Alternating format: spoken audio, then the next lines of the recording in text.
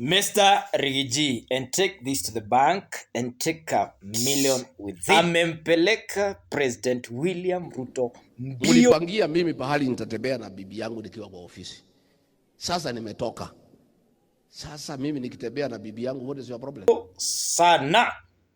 Riggy, nilikwambia is a political genius. Juu mimi sijawahi ona president amepelekwa mbio na ex-deputy president wake Riggy.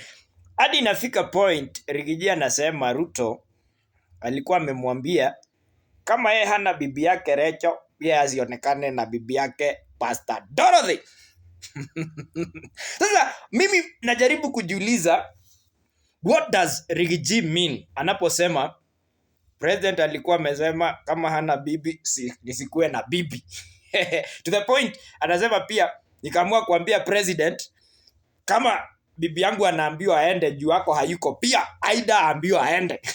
Riggy na yeye. Lakini my friend, Riggy is aiming for something. Riggy nimeanza kuangalia pattern yake and I'm concluding kama Ruto hata kaa macho na Riggy na isikuwe ni game wanatuchezea ya public, kupigana kwa public na wako na deal secretly, Riggy is a bad guy, is a political bad guy. Because Riggy sasa hivi the Gen Z wameanza kumtetea.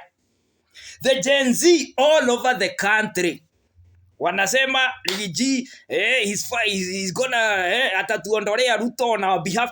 Nimeanza kuona Riggy is a political genius, na kama President William Ruto hata counter huyu mwanaume, mimi naona kura zikimwagika mingi. Ninaona makura zikimwagika mingi kwa Riggy na wenzake wapate ushindi.